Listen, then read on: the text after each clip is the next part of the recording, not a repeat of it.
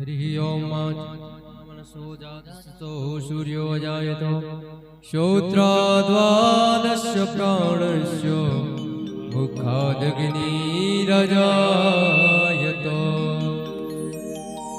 सभी भक्त अपने स्थान पे खड़े हो जाएं। ठाकुर जी की मंगलमय आरती आज चतुर्थ दिवस की बेला में हम सभी लोग बड़े भाव के साथ भगवत भगवान की आरती में सम्मिलित हैं।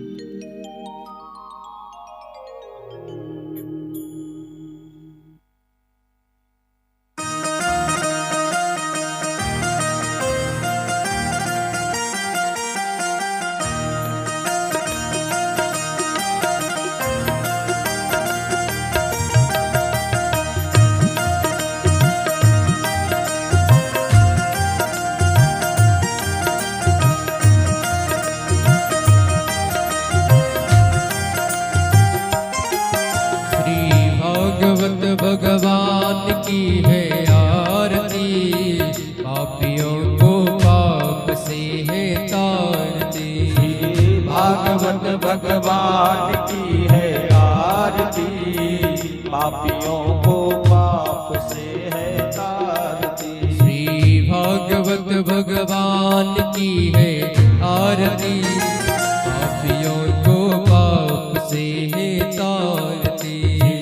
भागवत भगवान की है आरती, पापियों को पाप से है तारती।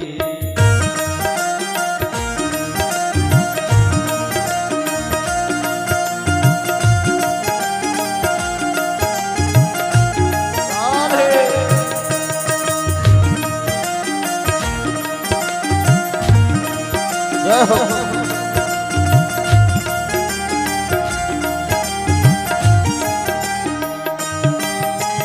अपर ग्रंथ ये मुक्ति पथ ये पंचम वेद निराला, नभ ज्योति जगाने वाला।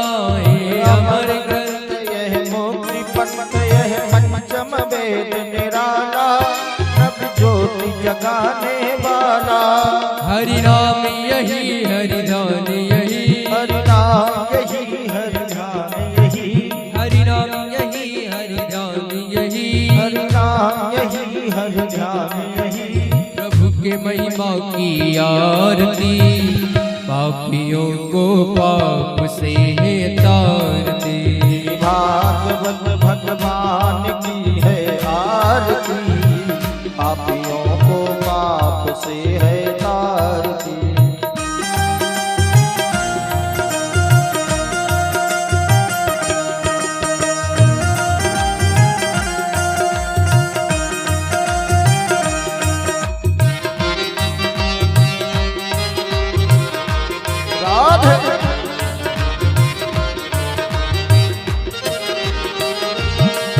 यह शांति गीत पावन पुनीत, पापों को मिटाने वाला, हरि दर्श कराने वाला। यह शांति गीत पावन पुनीत, पापों को मिटाने वाला, हरि दर्श कराने वाला। यह सुख करणी यह दुख हरणी, यह सुख करणी यह दुख हरणी, यह सुख करणी यह दुख हरणी, यह सुख करणी यह दुख हरणी। मधुसूदन जी की आरती, पापियों को पाप से है तारती। श्री भागवत भगवान की है आरती, पापियों को पाप से है तारती।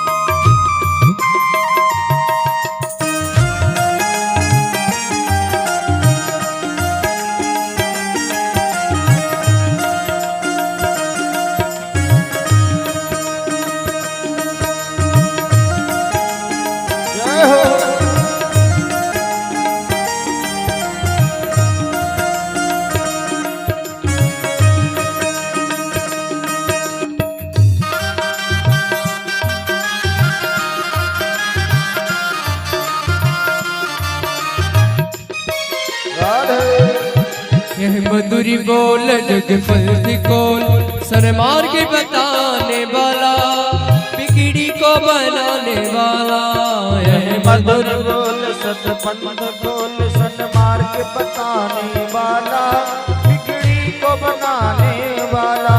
श्री राम यही घनश्याम यही श्री राम यही घनश्याम यही ओ मेरे राम यही मेरे श्याम यही मेरे राम यही मेरे श्याम यही यही जग मंगल की आरती पापियों को पाप से तार दी। श्री भागवत भगवान की है आरती पापियों को पाप से है तार दी। भागवत भगवान की है आरती पापियों को पाप से है तार दी। पापियों को पाप से है तार दी। पाप से है तार दी। पापियों को पाप से है तार दी। कर्पूरी गौरव करुणा बतारौ संसार सारा भुजगेंद्र हारौ सदा वसंतम हृदयारविंदे भवं भवानी सहितं नमामि। वंदारे माला कुलितानिकाय कपालमाला जसे कराय दिगंबराय तदिगंबराय नमः शिवाय ओम नमः शिवाय। त्वमेव माता च पिता त्वमेव त्वमेव बन्धो जगतो त्वमेव त्वमेव वेद्या सर्वं त्वमेव त्वमेव सर्वं मम देवदेव। हरे राम राम राम हरे हरे हरे राम राम राम हरे हरे। हरे कृष्णा कृष्ण कृष्ण हरे हरे हरे कृष्णा कृष्ण कृष्ण हरे हरे। हरे राम राम राम हरे हरे हरे राम राम हरे हरे। हरे कृष्णा कृष्ण कृष्ण हरे हरे हरे कृष्णा कृष्ण कृष्ण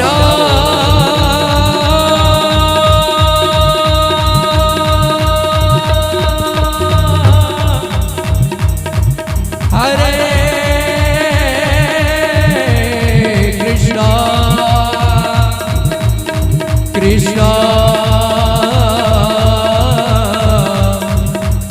हरे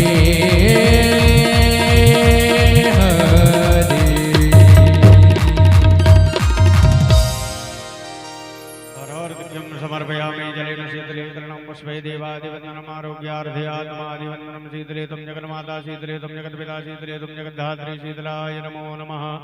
अथ मन्त्रपुष्पाञ्जलिः यज्ञेन अग्नमय चन्द्रदेवास्तानि धर्माणि प्रथमान्यासन्नादेहनाकं महिमाना सन्ति तत्र पूर्वेशाद्याः सन्ति देवाः।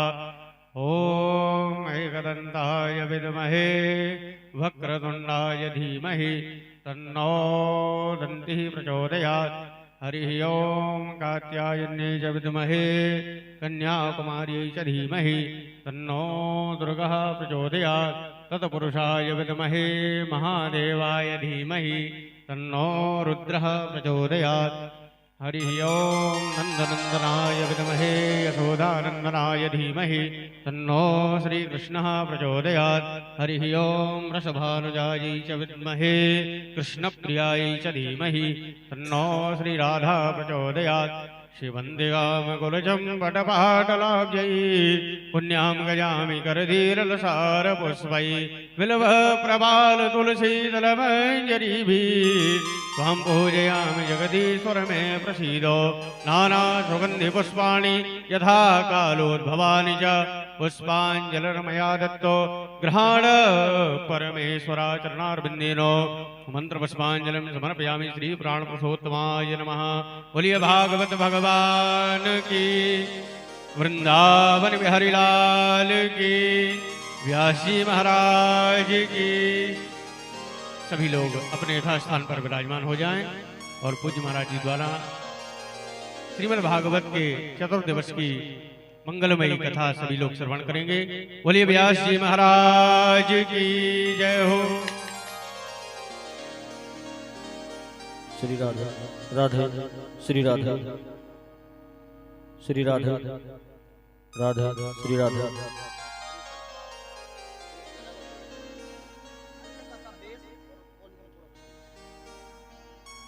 श्री राधे राधे श्री राधे श्री राधे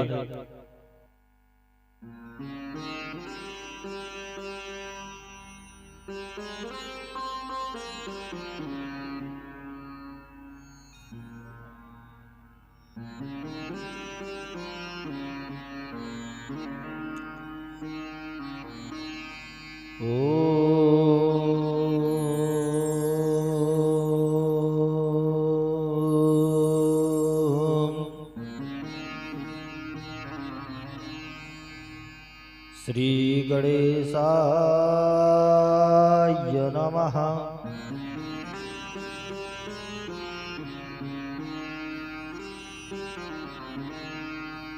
श्री सरस्वती नमः। श्री वेदपुरुषाय नमः।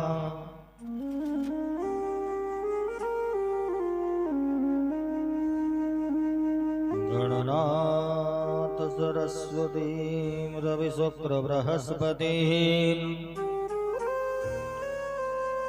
वञ्चैतान् संस्मरेन् नित्यं वेदवाणीं प्रवर्तयेत्। श्री गुरुचरणकमलेभ्यो नमः।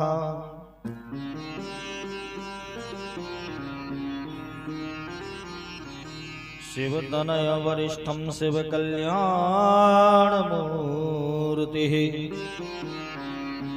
वरुषकमलहस्तं शोभितं मोदकेन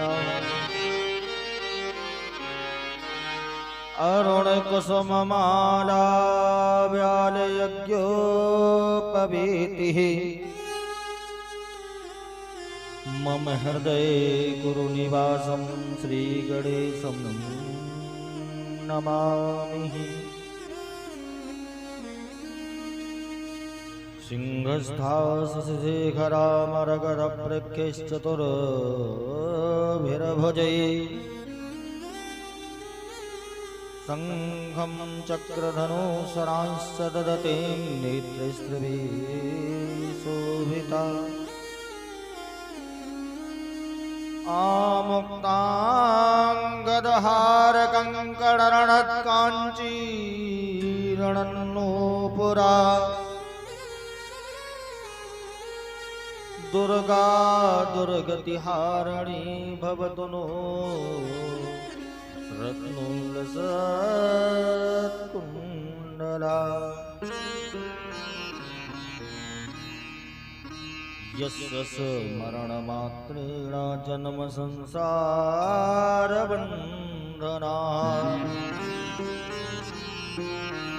विमुच्यते।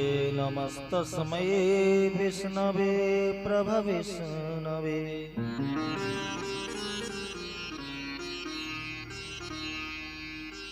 ध्याये नित्यं महेशं रजतगिरिनिभं चारुचन्द्रावतंसं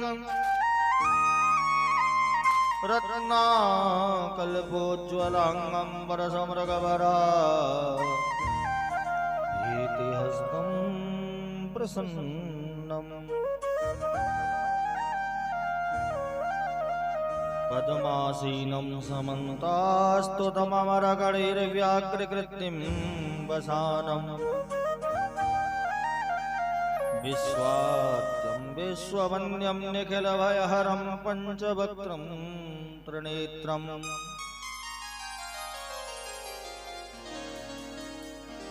रामाय रामभद्राय रामचन्द्राय वेधसे रघुनाथाय नाथाय सीताया पतये नमः।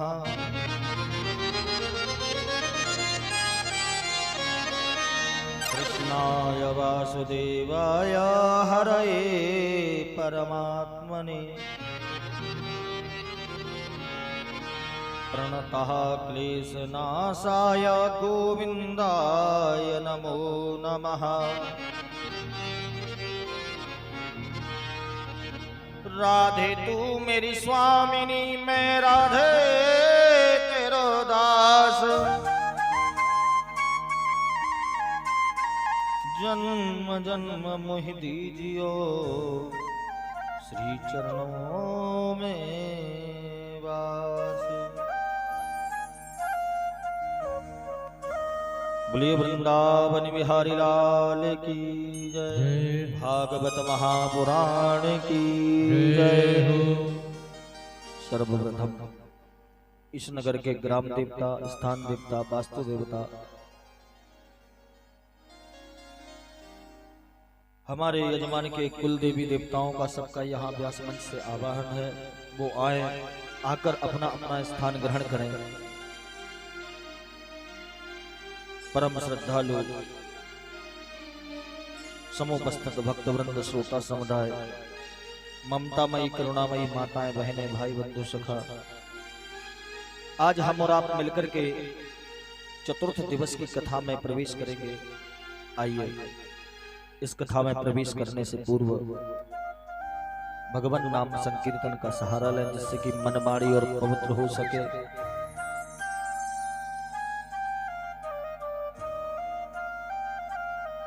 हे गोपाल राधे कृष्ण गोविंद गोविंद।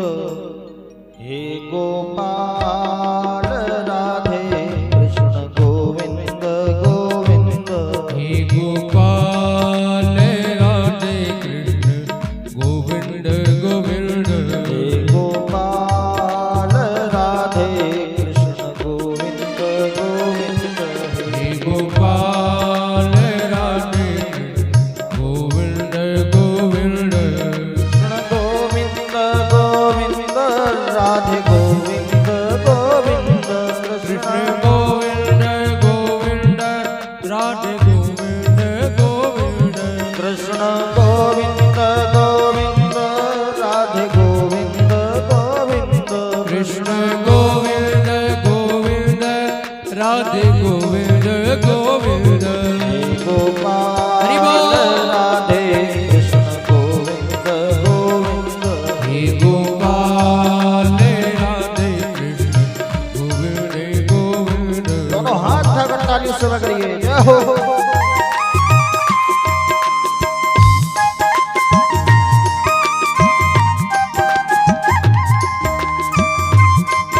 राधे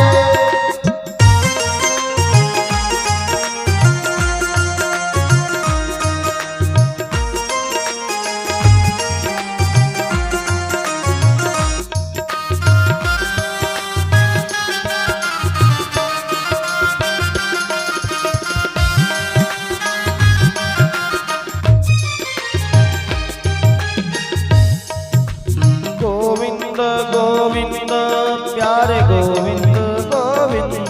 कृष्ण गोविंद गोविंद प्यारे गोविंद गोविंद।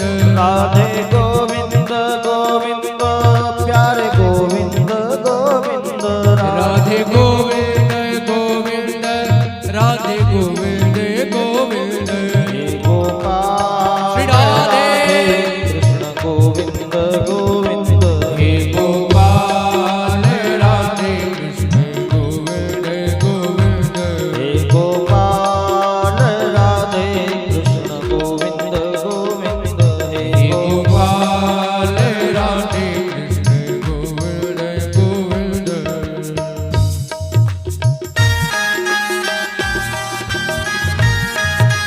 जय हो।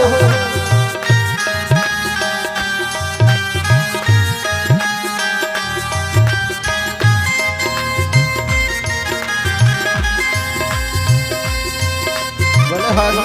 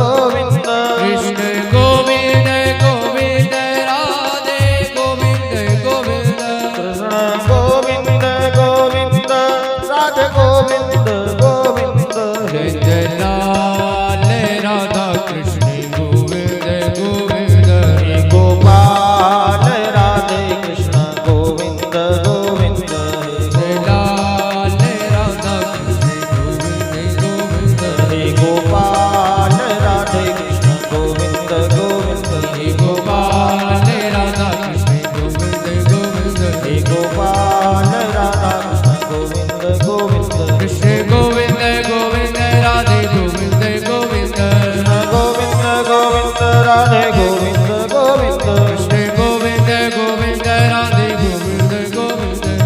गोविंद गोविंद राधे गोविंद गोविंद कृष्ण गोविंद गोविंद राधे गोविंद गोविंद कृष्ण गोविंद गोविंद राधे गोविंद गोविंद गोविंद गोविंद राधे गोविंद गोविंद कृष्ण गोविंद गोविंद राधे गोविंद गोविंद कृष्ण गोविंद गोविंद राधे गोविंद गोविंद हे गोपाल राधा कृष्ण गोविंद गोविंद हे गोपाल राधे कृष्ण गोविंद गोविंद हे गोपाल राधा कृष्ण गोविंद गोविंद हे गोपाल राधा कृष्ण गोविंद गोविंद गोविंद गोविंद कृष्ण गोविंद गोविंद राधे गोविंद गोविंद कृष्ण गोविंद गोविंद गोविंद गोविंद।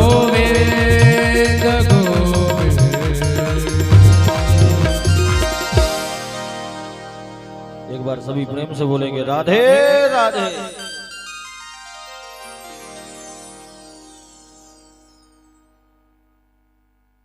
कल की कथा में आपने श्रवण किया माता देवहूति का चरित्र, कपिल भगवान का प्राकट्य। मनु महाराज की 3 बेटियां थी, आकुति, देवहूति और प्रसूति। इनमें मंझली बेटी देवहूति है। आकुति का विवाह रुचि प्रजापति के साथ हुआ और प्रसूति का विवाह है दक्ष प्रजापति के यहाँ हुआ। इनके यहाँ 16 कन्याओं ने जन्म लिया। इनमें जो बड़ी बेटी है जिसका नाम है स्वाहा, स्वाहा का विवाह अग्निदेव के साथ हुआ। स्वधा नाम की कन्या जो है उसका विवाह पितृगणों के साथ हुआ, पितरों के साथ हुआ। पश्चात में 13 कन्याएं धर्म के साथ ब्याही गई। इन्हीं में से जो 6वें नंबर की मूर्ति नाम की कन्या है, इन्हीं के यहाँ भगवान नर नारायण का प्राकट्य हुआ। बोले नर नारायण भगवान की जय। वही नर नारायण आज बद्रीनाथ में विराजे हुए हैं, बैठे हुए हैं, जिनके हम दर्शन करने जा रहे हैं। सबसे छोटी कन्या जिनका विवाह भगवान भोलेनाथ के साथ हुआ, सती का, ब्याही गई। इनके यहाँ संतान नहीं हुई क्योंकि इन्होंने अपने पिता के यज्ञ में अपने शरीर को नष्ट कर दिया था, त्याग दिया था।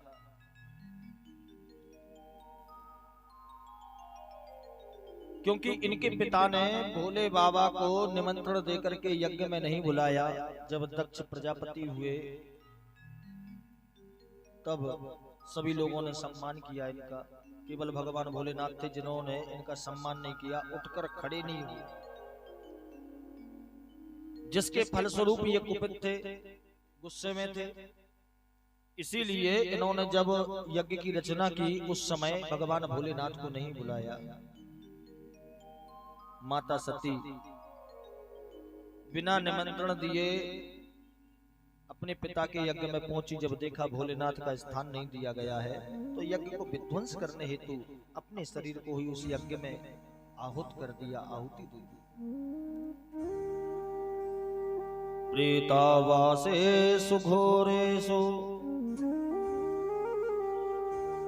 निर्यापितो संप्रता श्वशुरस्य यज्ञ महोत्सवः किलः। यज्ञ महोत्सव में जाकर के अपने प्राण की आहुति दी। पश्चात में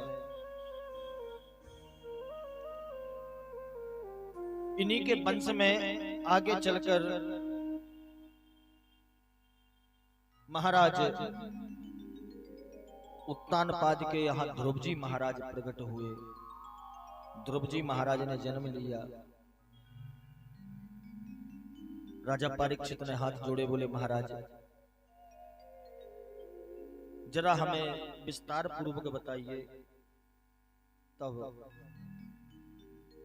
ध्रुव जी का चरित्र सुखदेव महाप्रभु विस्तार से सुनाते हैं कि प्रिय वृत्तोतान पादौ सतरूपा पते सुतौ वासुदेवस्य कलया रक्षया जगतस्थितो।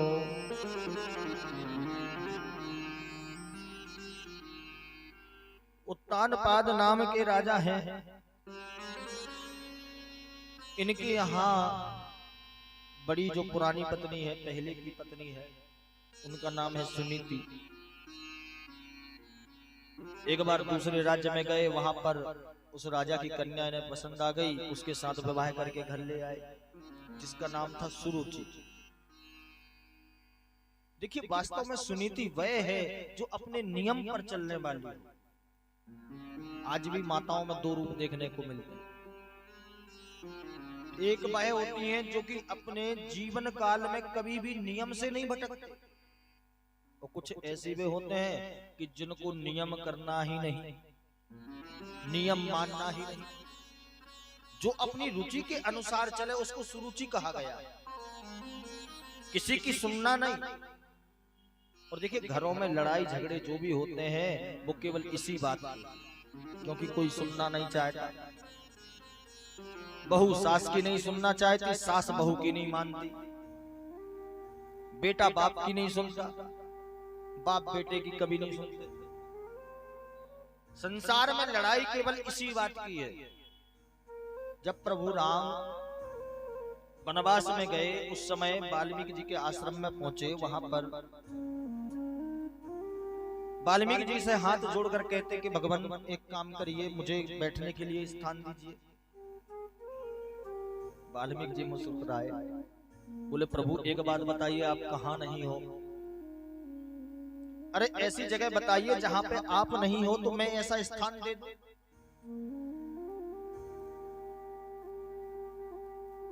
प्रभु राम ने जब बार बार आग्रह किया, तब वाल्मीकि जी स्थान बताते, जिनके श्रवण समुद्र समाना। बोले प्रभु आप ऐसे भक्तों के हृदय में रहिए जिनके कान समुद्र की तरह हों।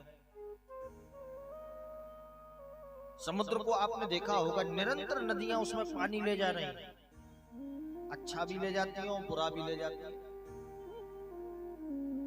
निरंतर समुद्र में बहाव चालू है, नदियों का जल निरंतर जा रहा है, और जाते जाते फिर भी समुद्र 1 इंच भी आगे नहीं बढ़ता, और कदाचित अगर बढ़ भी जावे ना तो विनाश ला देता है।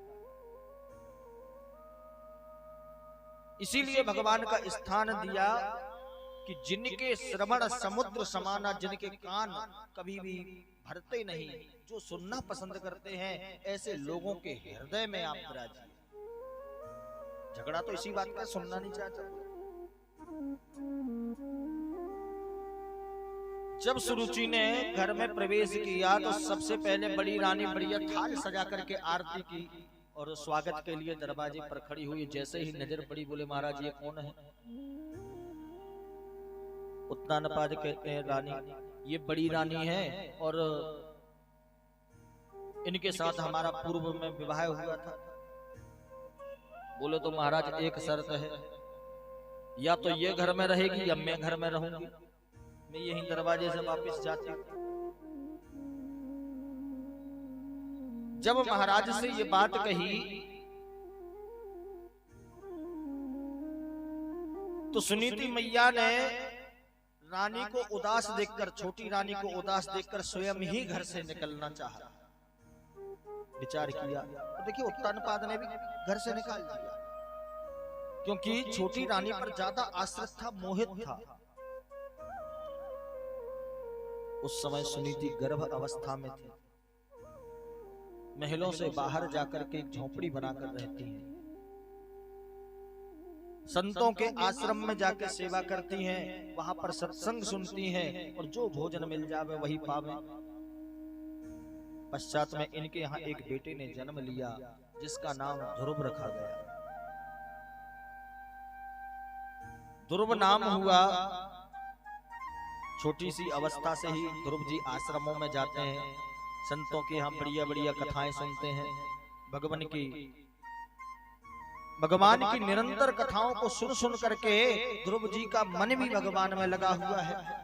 बोलो राधे राधे।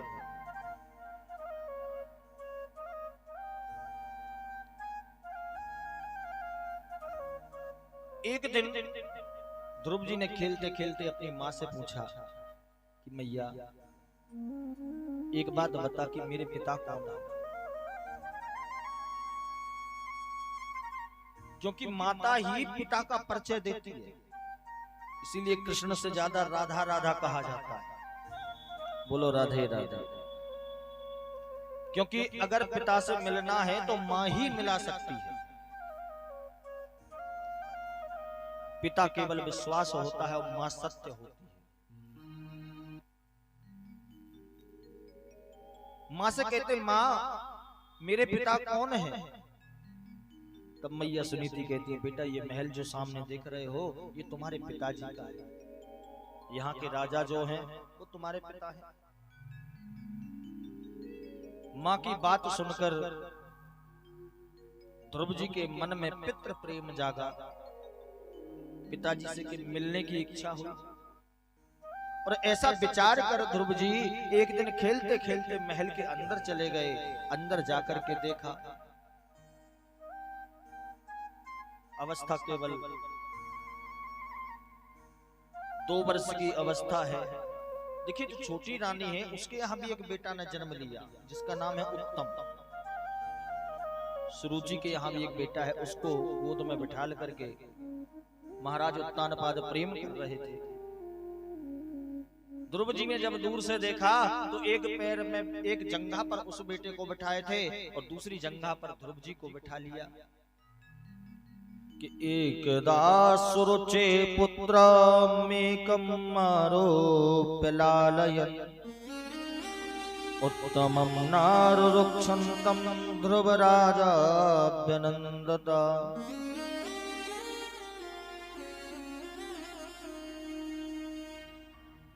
ध्रुव जी को दूसरी जंघा पे बिठाला, इतने में ही वह सुरुचि की नजर में आ गए। देखिए नजर का इलाज है लेकिन नजरिए का इलाज संभव नहीं है। नजर के लिए तो डॉक्टर के पास चले जाओगे, चश्मा बन जाएगा, बहुत सारे इलाज संभव है, लेकिन नजरिया किसी डॉक्टर के पास इसका इलाज नहीं है। कौन कैसी दृष्टि से देखता है। ध्रुव जी को जब बैठा देखा तो सुरुचि आग बबूला हो गई, तुरंत दौड़ी दौड़ी भागी आई और हाथ झटक करके पिता की गोद से नीचे खींच ली। आज ध्रुव जी को ललकार रही है, चिल्ला रही है, अरे तुझे अगर इस पिता की गोद में बैठना है तो पहले तू मर कर दूसरा जन्म ले और मेरे गर्भ से तू पैदा होगा तब इस पिता की गोद में बैठने लायक। आज सुरुचि ने ध्रुव जी को नहीं ललकारा, अपितु भगवान को भी ललकार दिया कि बालोसी पतनात्मानां मन्य स्त्री गर्भ संभृतम् नूनम वेद भवान्यस्य दुर्लभेर्थे मनोरथः। अरे तूने दूसरी स्त्री के गर्भ से जन्म लिया है इसलिए तू बैठने योग्य नहीं। नन्हा सा बालक अपने रोते रोते माँ के पास पहुंच गया, मैया मैं अपने पिता की गोद में बैठने के लायक नहीं। माँ मेरा मन तो आज ऐसा हो रहा था कि डंडा उठा करके उसको मार। जब ध्रुव जी ने इस प्रकार की बात कही तुरंत ही मैया सुनीति ने उनके मुंह पर हाथ रख दिया।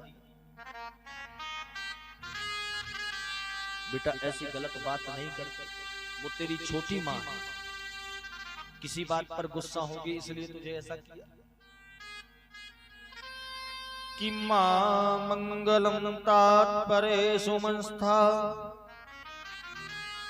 भुंक्ते जनो यत पर दुख दुस्तता सत्यम सुरुच्याभिहितं भमान में यद दुर्भगाया उदरे गृहीता।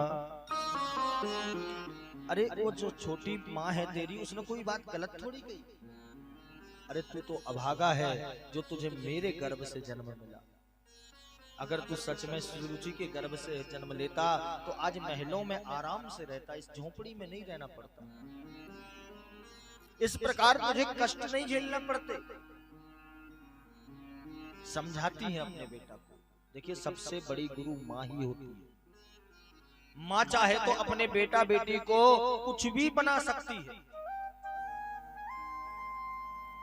वह चाहे तो अपने बेटा को चोर डाकू चक्का बना देवे, वह चाहे तो संत बना देवे, वह चाहे तो इंजीनियर डॉक्टर आदि कुछ भी बना सकती है। सबसे पहली और सबसे बड़ी गुरु अगर कोई होती है तो माँ होती है। ध्रुव जी को समझाते हैं, अरे बेटा कहां इन संसारी पिता के चक्कर में फंसा है। अरे संसार में इनका तो आना जाना जीवन मरण लगा रहेगा। अगर तुझे बैठना है तो उस जगत पिता की गोद में बैठ जो सबका पिता है। अरे तेरा तो छोड़, तेरे पिता के भी पिता है। उन जगत पिता की गोद में बैठ। मैया क्या कर, बोले उनका भजन कर। आज बाल्य अवस्था में, छोटी सी अवस्था में ही ध्रुव जी भगवान को पाने के लिए जंगलों की ओर निकल पड़े।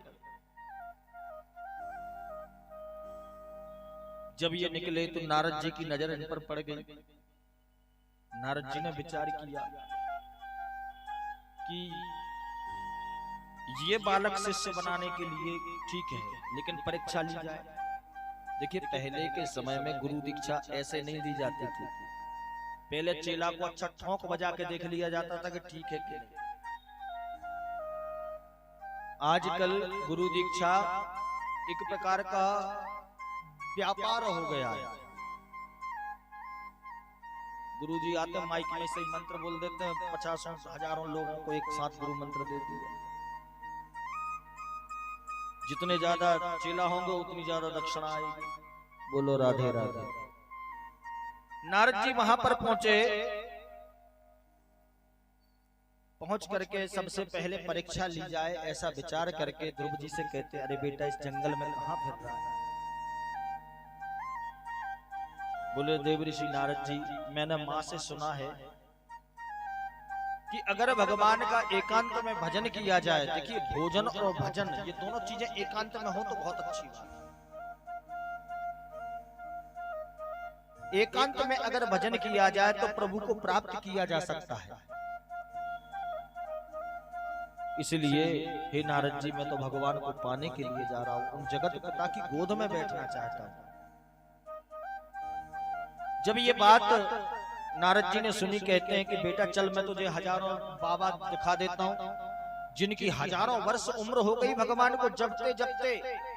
शरीर में मांस नहीं बचा, केवल हड्डियों का ढांचा खड़ा है। उन्होंने आज तक भगवान को नहीं पा पाए, तो तू भला इतनी छोटी सी उम्र में कैसे भगवान को प्राप्त करेगा। नारद जी समझाने का प्रयत्न करते हैं, अरे इस जंगल में न जाने कितने शेर व्याघ्र सर्प आदि रहते हैं, जहां पर मृत्यु का भय है। ऐसे वन में जाकर तू कैसे रहेगा। ध्रुव जी ने हाथ जोड़े, बोले महाराज एक बात बताइए, अच्छा रास्ता दिखाना हो तो दिखाइए, अन्यथा अपनी रास्ता जाइए। मेरी माँ कहती है कि नारद जी अगर किसी को मिल जावे तो उसका भाग्य चमक जाता है। और हमें तो ऐसा लगता है आप कोई बहरूपिया है, नारद जी तो हो ही नहीं सकते। बोलो राधे राधे। नारद जी हो ही नहीं सकते। जब नारद जी ने बहुत देख लिया कि चेला चौखा है, ठीक है, वैराग्य उत्तम है, भगवान को प्राप्त करने की लालसा अच्छी है। और देखिए कहते हैं कि जिसके पीछे अगर मनुष्य पड़ जावे, जिसके भी पीछे, इसीलिए लोगों को हम तो बार बार एक ही बात बोलते हैं कि भैया जब भी सोचो अच्छा सोचो। क्यों? क्योंकि हमें 24 घंटे में एक क्षण सतयुग का मिलता है और रोज मिलता है। हम जैसा सोचते हैं वो सत्य होता है। कई बार आपने अनुभव किया होगा, कभी कभी हम किसी का चिंतन कर रहे होते हैं, इतने में वो सामने आके खड़ा हो जाता है, अरे भैया तुमको याद कर रहे थे। क्योंकि वो क्षण सतयुग का था। 24 घंटे में जो एक बार मिलता है, अगर निरंतर हम किसी के प्रति चिंतन करेंगे तो निश्चित मानिए वो हमारे समक्ष आ जाएगा। इसीलिए अच्छी सोच रखना चाहिए, अच्छा सोचना चाहिए। नारद जी ने जब देखा कि ठीक है चेला तो कान में मंत्र दे दिया, मंत्र फूंक दिया, ओम नमो भगवते वासुदेवाय नमः। बोले बेटा इस मंत्र का जाप करना, तुझे भगवान शीघ्र मिलेंगे। देखिए संत जन या गुरुजन या विद्वान जन हमें ऐसे ही नहीं मिल जाते। अगर हमारी किस्मत ठीक है, अगर हमारी भक्ति ठीक है, तो हमें गुरु भी श्रेष्ठ मिल जाएंगे। और अगर हमारी भक्ति में अगर थोड़ा सा लचीलापन है तो निश्चित मानिए गुरु भी हमको ऐसे ही मिलेंगे। भक्ति ज्ञान वैराग्य प्रबल है तो गुरु भी श्रेष्ठ ही मिलेगा। नारद जी घर बैठे आ गए, ध्रुव जी बुलाने थोड़ी गए थे कि महाराज आओ और हमें गुरु दीक्षा दीजिए। जंगलों में नारद जी स्वयं ही मिल गए। अरे इधर तो छोड़ दीजिए, वहां विभीषण के जिमि दसन महु जीव विचारी ऐसे रहते हैं जैसे दांतों के बीच में जोबा फंसी हो। और वहां पर हनुमान जी जैसे परम संत उनके सामने पहुंच गए। तो बिना हरि की कृपा के निश्चित मानिए संत गुरुजन आदि नहीं मिलते। प्रभु की कृपा थी ध्रुव जी पर, इसलिए नारद जी वहां पर पधारे। ध्रुव जी ने जाकर के प्रभु का ध्यान लगाना प्रारंभ कर दिया। सबसे पहले जाप करते हैं, नियम बनाया इन्होंने कि 3 दिन में एक बार फलाहार करते हैं। 3 दिन में एक बार।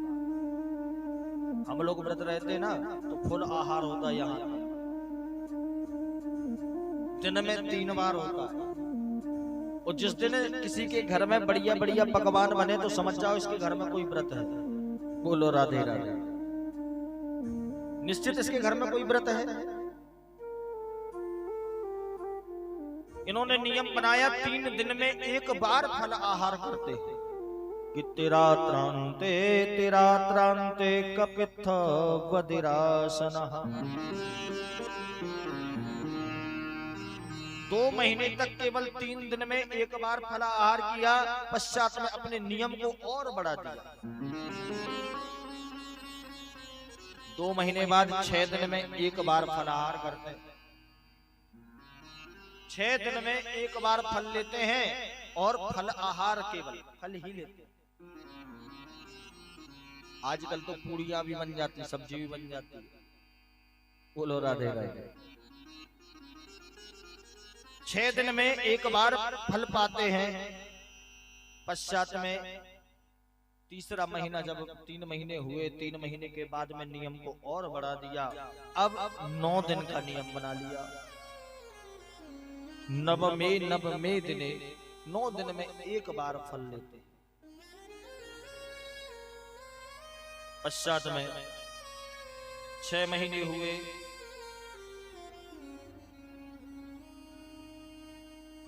6 महीने में इन्होंने नियम अपना और बढ़ा दिया। अब केवल 9 दिन में एक बार यमुना जी का जल पीते हैं। फल भी बंद कर, फलों को खाना भी बंद कर दिया। केवल यमुना जी का जल पीते हैं एक बार, 9 दिन में एक बार। कि चतुर्थमविमय मासम द्वादशे। आगे नियम और बढ़ा दिया। अब 12 दिन में एक बार पानी पीते हैं यमुना जी का। केवल एक बार जल ग्रहण करते हैं। पश्चात में इन्होंने अपने नियम को आखिर में बंद कर दिया। अब जो पानी पीते थे वो भी पीना बंद कर दिया। अब केवल वायु का भक्षण करते हैं, केवल हवा पीते हैं, इसके अलावा कुछ। श्वास लेते हैं। पश्चात में अब तो श्वास लेना भी बंद कर दी। अपने प्राण वायु को रोक लिया, प्राण वायु बंद कर दी। कि नैवं विदामो भगवन् प्राण रोधम चराचर विदेहि तन्नो व्रजेना मोक्षं प्राप्ता वयं त्वया। अब तो अपने प्राणवायु को भी रोक लिया। जैसे ही ध्रुव जी ने प्राणवायु को रोका तो वहां पर ब्रह्मा जी की प्राणवायु बंद हो गई। घबराए, मन नहीं लग रहा, क्या करे। भागे भागे शंकर जी के पास पहुंचे, बोले महाराज बड़ी बुरी स्थिति है, श्वास ही नहीं आ रही है, फेफड़ा खराब हो गए कि क्या हो गया। बोले प्रभु जो आपकी गत है सो मूरी गत, जो आपकी स्थिति है वही हमारी भी। सारे इंद्रादि देवता भी उसी समय भागे भागे आए, बोले महाराज श्वास नहीं आ रही, प्राणवायु अवरुद्ध है। सभी मिलकर एकत्र होकर आज भगवान के पास पहुंचे हैं और भगवान के पास नारायण के पास जाकर के सुनाया, महाराज प्राणवायु अवरुद्ध हो रही है, आपका एक भक्त है, नन्हा सा 3.5 वर्ष की अवस्था, केवल 3.5 वर्ष की आयु है, और उसने आज ऐसी प्राणवायु अवरुद्ध की कि हम सबको प्राणों पर संकट आ गया। महाराज कृपा करें, प्रभु कृपा करें। आज भगवान दौड़े दौड़े भागे भागे ध्रुव जी के पास आए। सुखदेव महाप्रभु कहते, राजन आज भगवान ध्रुव जी को दर्शन देने नहीं गए, अपितु उनके दर्शन करने गए कि मैं भी तो जाके देखूं कि मेरा इतना नन्हा सा भक्त कौन है। बोलो राधे राधे। दौड़े दौड़े भागे भागे आए। ध्रुव जी प्राणवायु अवरुद्ध किए हुए अंगूठे पर खड़े हुए हैं पैर के, और निरंतर हृदय में जाप चल रहा है, ओम नमो भगवते वासुदेवाय। अंदर प्रभु की छवि विराजमान है। आंखों को खोलते नहीं, भगवान आके खड़े हो गए लेकिन आंखें बंद हैं। जब प्रभु ने अपनी माया का पर्दा उनके हृदय में डाला तो भगवान की जैसे ही छवि धूमिल हुई तो झटपट आके आंखें खोल दी, तो देखा जो छवि हृदय में थी वही छवि सामने आके खड़ी। ध्रुव जी ने बड़े प्रेम से दर्शन किए, लेकिन माता जी ने और गुरु जी ने सब कुछ बताया, लेकिन ये नहीं बताया कि भगवान अगर मिल जाए तो क्या करना है। नियम तो बहुत सारे बता दिए थे, ऐसे भगवान मिलेंगे, ऐसे मिलेंगे, लेकिन अब कुछ आता जाता नहीं।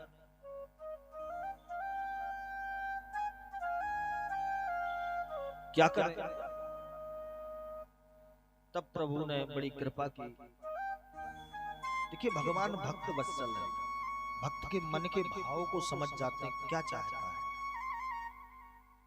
सोच रहे ध्रुव जी क्या करूं, कैसे करूं। तब प्रभु ने अपना दिव्य पांचजन्य शंख उठाया और शंख को लेकर ध्रुव जी के कपोल से स्पर्श कराया, गाल से।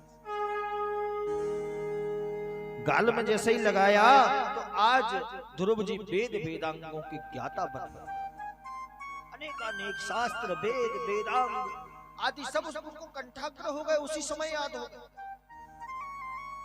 कि मूकं करोति वाचालं पंगुं लंघयते गिरिं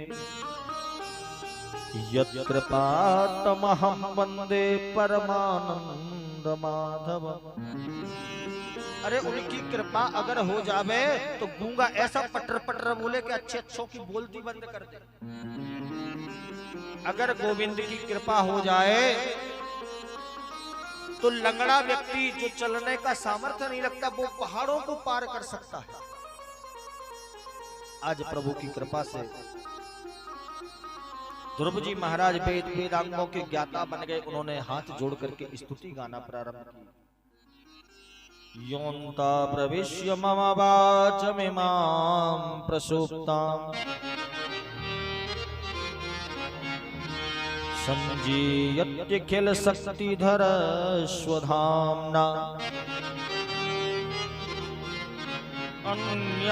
अन्यासहस्रचरण श्रवणत्वगादीन् प्राणं नमो भगवते पुरुषाय तुभ्यम्।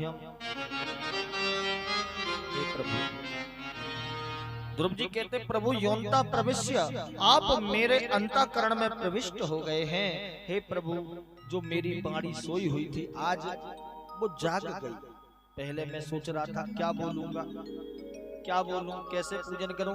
अब मैं ये सोच रहा हूं क्या क्या बोलूं। मम वाच मिमाम प्रसुप्तम, आपने मेरी वाणी को जीवन दान दे दिया, जागृत कर दिया है। हे अखिल कोटि नायक, आपके शक्तियों से ही संपूर्ण संसार चलता है। हे जगत पिता, आंखों में जो देखने की शक्ति है वो आपसे ही प्रदत्त है। पैरों में जो चलने के सामर्थ्य है वो आपके ही द्वारा दिया हुआ है। हाथों में जो कार्य करने का सामर्थ्य है वो आपके ही द्वारा दिया हुआ है। बड़ी सुंदर वहां पर ध्रुव जी ने स्तुति गाई है। देखिए, प्रभु की कृपा के बिना कोई भी कार्य हो नहीं सकता। जब प्रभु राम का सीता जी के साथ स्वयंवर था, उस समय में परशुराम जी वहां पर आए। जब परशुराम जी वहां पर आए, जब हाथ से लक्ष्मण जी ने उन्हें परेशान किया तो फरसा उठाना चाहते हैं, लेकिन फरसा हाथ से छूटता ही नहीं। निर्जीव वस्तुएं भी सजीव हो गई, फरसा हाथ से छूटता नहीं।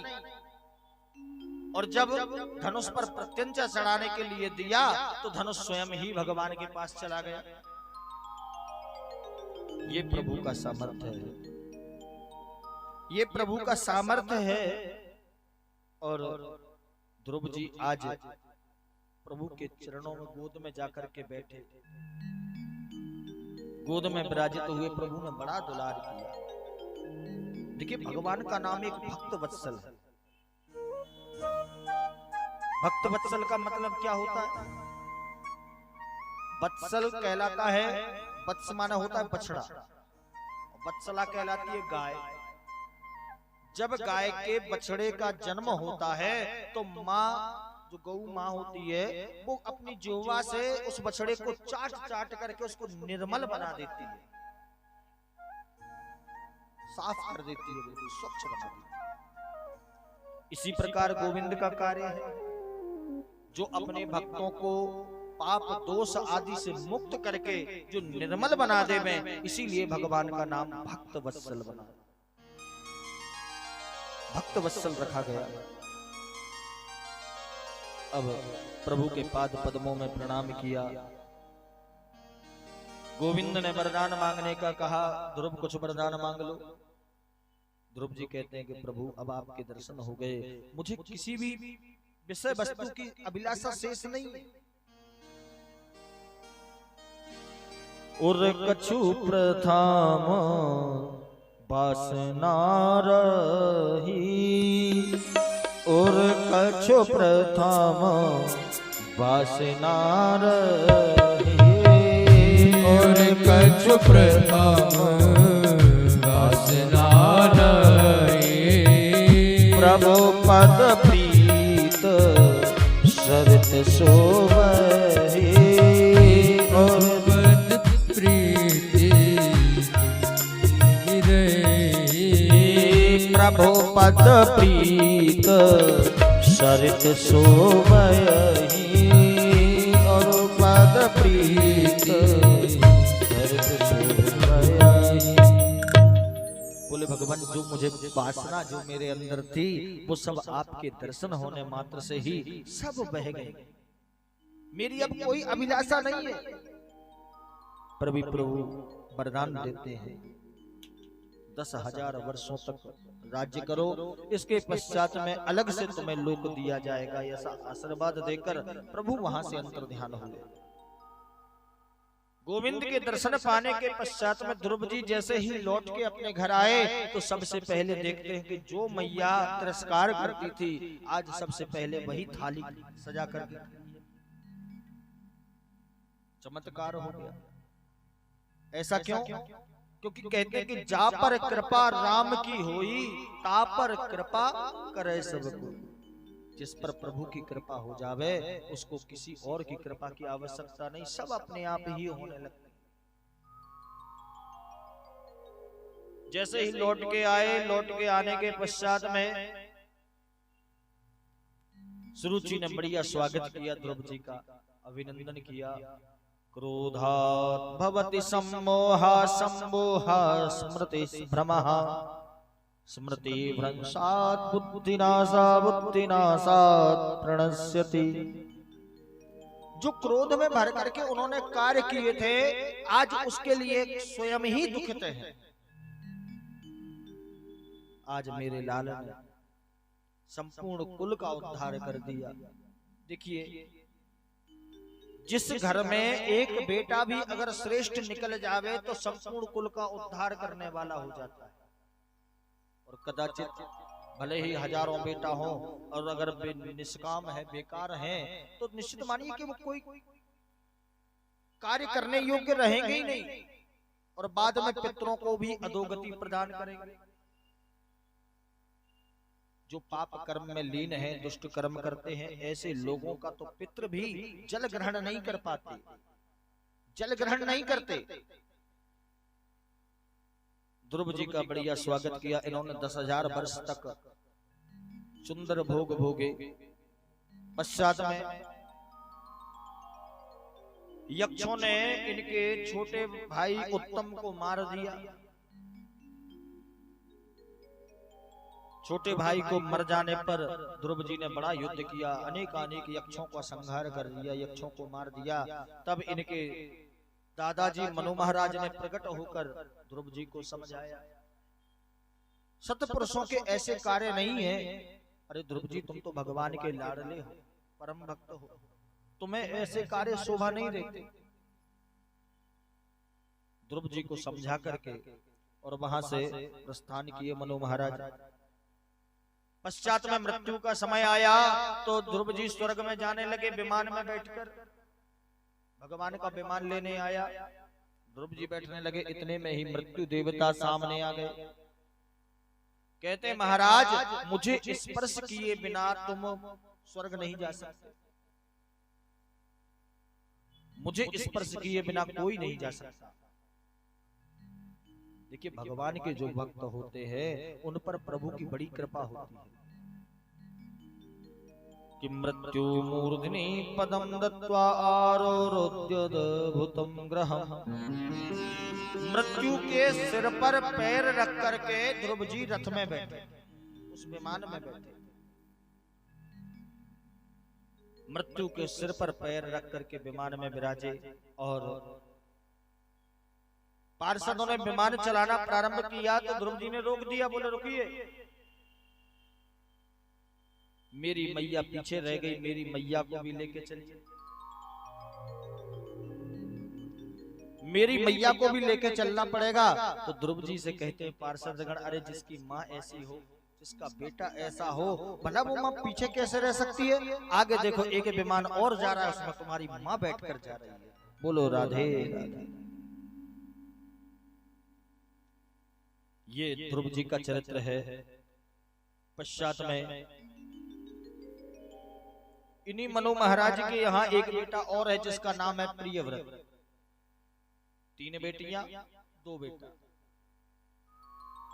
प्रियव्रत के यहाँ अंग हुए, अंग के यहाँ बैन हुआ। बैन का जन्म हुआ। बैन बड़ा दुष्ट था, उसने भगवान की पूजा अर्चना आदि यज्ञ आदि सब बंद करा दिए। जब यज्ञ बंद कराए तो बंद कराने के पश्चात में नारद जी ने आके उनको समझाने का प्रयत्न किया, लेकिन नहीं माने। ब्राह्मणों ने आके समझाने का प्रयत्न किया, लेकिन इन्होंने ब्राह्मणों को ही बंदी बनाने का फैसला सुना दिया।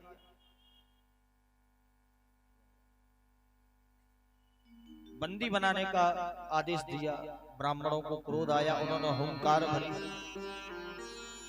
हुंकार भरी तो राजा बैन गोविंदाय नमो नमः। बैन चले गए, बैन महाराज चले गए। अब ब्राह्मणों ने सोचा कि राजा तो मर गया, अब कैसे कार्य चलेगा, कैसे कार्य होगा। ऐसा विचार करके ब्राह्मणों ने उनके शरीर को मथना प्रारंभ किया। सबसे पहले जंघा का मंथन किया गया। जंघा को मथा तो निषाद राज का जन्म हुआ। जो राम के समय में त्रेता युग में प्रभु के जो मित्र थे निषाद राज, उनका जन्म उस राजा बैन के शरीर से प्रकट हुए। पश्चात में दाहिनी भुजा का मंथन किया गया, दाहिनी भुजा मथी गई, उससे एक पुत्र का जन्म हुआ, एक बेटा हुआ, और दूसरी भुजा मथी गई, उससे एक कन्या का जन्म हुआ। जो बेटे का जन्म हुआ उसका नाम पृथु पड़ा। देखिए वास्तव में इस धरा पर जो नगर व्यवस्था है, सबसे पहले इंजीनियर पृथु महाराज थे, और उन्हीं के नाम पर इस धराधाम का नाम पृथु पड़ा, पृथ्वी पड़ा। पृथु महाराज के नाम से ही पृथ्वी कहा जाता है। और जो दूसरी कन्या हुई उसका नाम अर्ची, ये स्वयं लक्ष्मी और नारायण के अवतार है। अर्ची के साथ इनका विवाह हुआ, तो महाराज और महारानी बड़े प्रेम से रहती हैं। पृथ्वी का संचालन चल रहा था, इतने में ही एक दैत्य हुआ हिरण्याक्ष नाम का। हिरण्याक्ष ने पृथ्वी को ले जा करके समुद्र के अंदर छिपा दिया। देखिए मन में एक चिंतन आता है, एक विचार आता है कि पृथ्वी पर ही समुद्र है। आज के वैज्ञानिक यही कहते हैं कि पृथ्वी पर समुद्र है, और पृथ्वी पर समुद्र है तो समुद्र के अंदर पृथ्वी कैसे समाहित हो सकती है, सोचने का विषय भी है। लेकिन देखिए इस ब्रह्मांड में ऐसी करोड़ों पृथ्वियां हैं, करोड़ों समुद्र हैं। अभी साल पहले, एक आध साल पहले कोई वैज्ञानिक ने खोज की है, एक गैलेक्सी में, अपनी जो गैलेक्सी है, जो ब्रह्मांड अपना बनाया हुआ है, इस गैलेक्सी में ही एक ऐसा ग्रह मिला है जिसका समुद्र हमारे पृथ्वी से भी हजारों गुना बड़ा है। बोलो राधे राधे। ऐसा नहीं लिखा कि इसी समुद्र में छिपाई थी। हिरण्याक्ष ने जाकर के पृथ्वी को छिपा दिया। पृथु महाराज ने ब्रह्मा जी के सामने हाथ जोड़े, बोले महाराज अब कायक से सृष्टि संचालन हो, पृथ्वी नहीं है, समुद्र में छिपा दी। तब भगवान ब्रह्मा जी को छींक आई, बड़ी जोर से छींक आई, और छींक के द्वारा, नाक के द्वारा ब्रह्मा जी के बारह भगवान का प्राकट्य हुआ। बोले बराह भगवान की जय। उन 12 भगवान ने जाकर पृथ्वी को समुद्र से निकाला और अपनी धुरी पर स्थापित किया।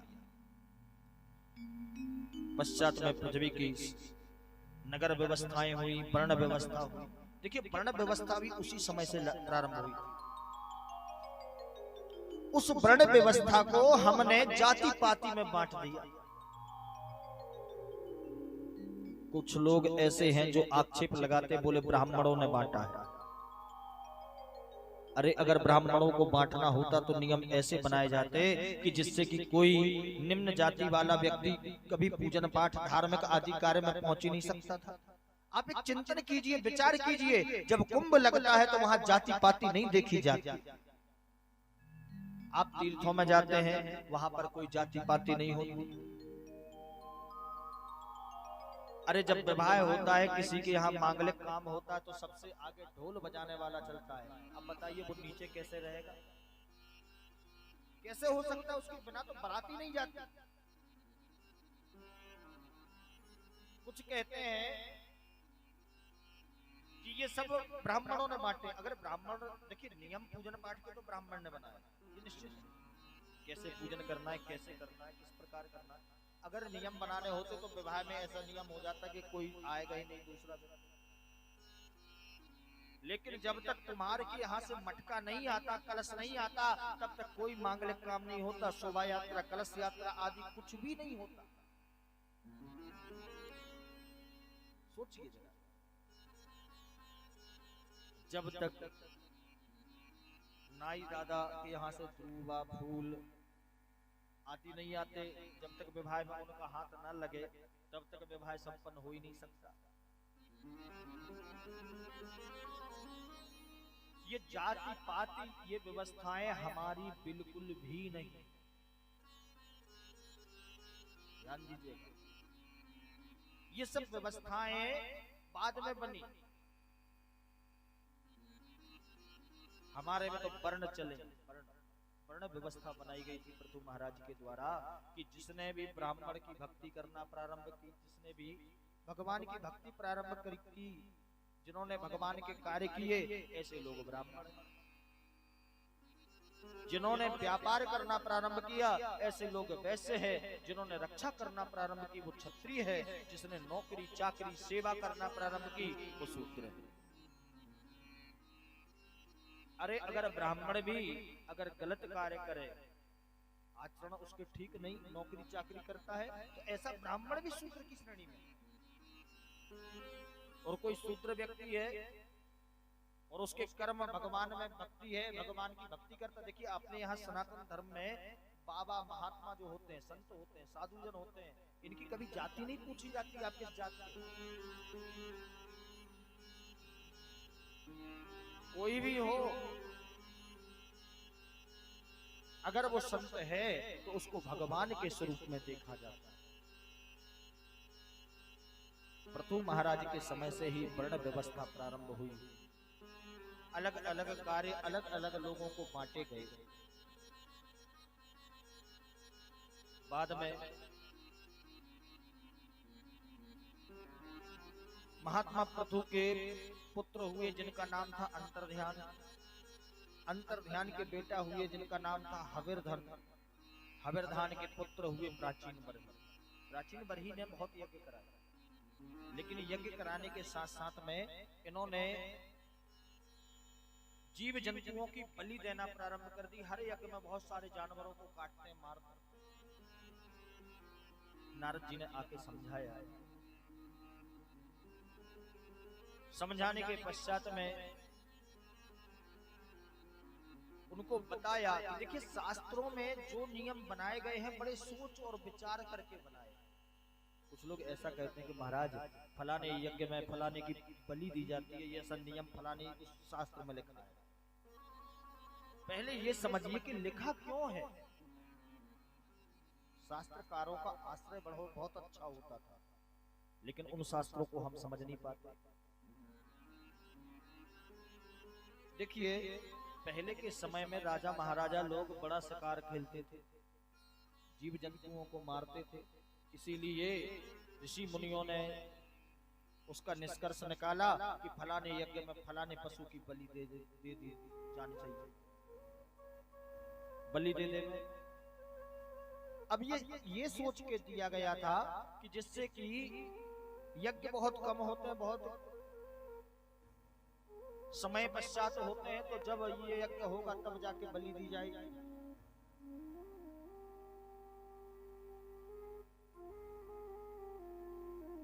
लेकिन लोगों ने उनका अर्थ का अनर्थ कर लिया। अब यज्ञ होते हैं तो तुरंत ही बलि दी जाती है। प्राचीन पर ही वही काम करते हैं, हर हफ्ते में यज्ञ कराते हैं, हर हफ्ते में बलि देते हैं। अरे शास्त्र ने किस हिसाब से कही, कौन सी बात कही, पहले उसको समझना चाहिए। बिना समझे कार्य किया तो निष्फल ही जाएगा। एक आश्रम था, उसमें बहुत सारे शिष्य पढ़ाई करते थे। उनमें से एक शिष्य था जिसकी आदत थी बीड़ी पीने की।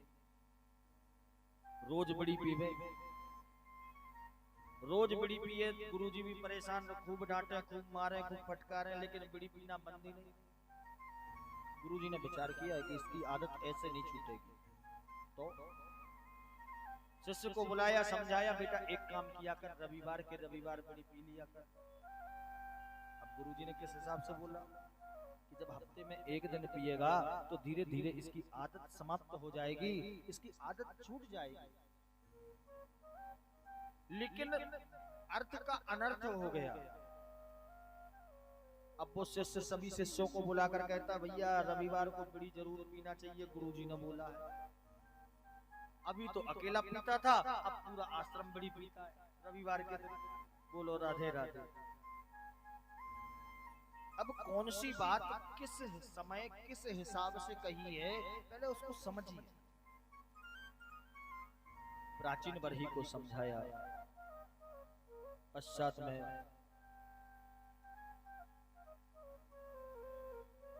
प्राचीन बरही को समझाते हुए नारद कहते हैं कि दयया सर्वभूतेषु संतुष्ट्यायेन केन वा सर्वेन्द्रियोपशान्त्याय तुष्य कर्मो जनार्दन। बोले राजन, भगवान बलि देने से प्रसन्न नहीं होते, तो सबसे पहला कर्म है दया रखो, जीवों पर दया रखो। भगवान को अगर जल्दी पाना है, जल्दी प्रसन्न करना है, तो जीवन में ये 3 नियम होना चाहिए व्यक्ति के। दया सर्वभूतेषु, सब पर दया, हृदय दयावान हो। दूसरी चीज संतुष्टि हो। सबसे बड़ा धन अगर कुछ है तो संतुष्टि। सबसे बड़ा धन केवल संतुष्टि होती है। जिनके अंदर संतुष्टि नहीं तो निश्चित मानिए उसको सुख मिलने वाला नहीं। एक बार एक संत रास्ते में सो रहे थे, इतने में वहां पर बादशाह की सवारी निकली। सैनिकों ने हटाना चाहा, बोले भैया हटो, यहां से बादशाह निकलने वाला है।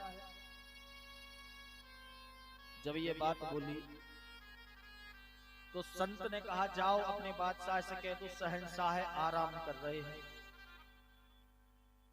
सैनिकों ने जाकर बोला राजा से, बादशाह से कि एक संत पड़ा है रास्ते में और वो कह रहा है शहंशाह आराम कर रहे हैं। राजा स्वयं उतर कर गया, बोले महाराज एक बात बताइए, तुम शहंशाह कैसे? बोले आप बताइए पहले कि आप जा कहाँ रहे हैं? बोले हम युद्ध करने जा रहे हैं दूसरे राज्य में।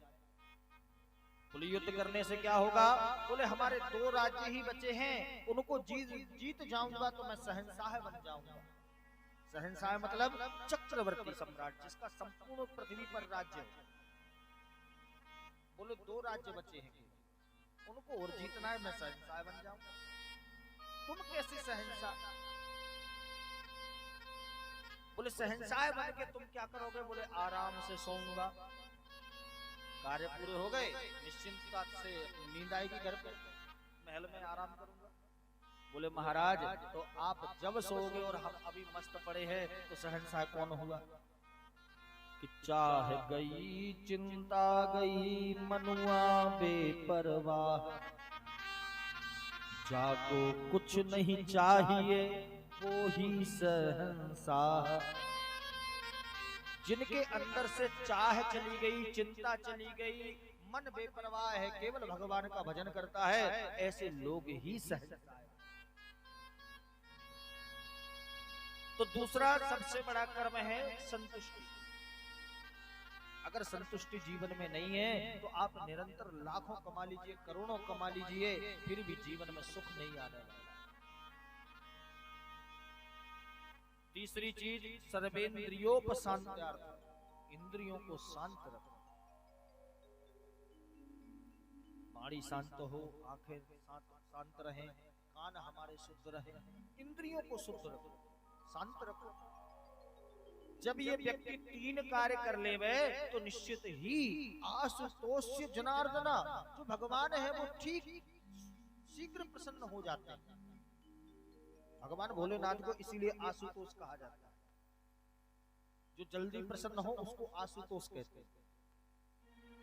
तो जनार्दना समझा बुझा करके वहां से नारद जी वहां से चले गए।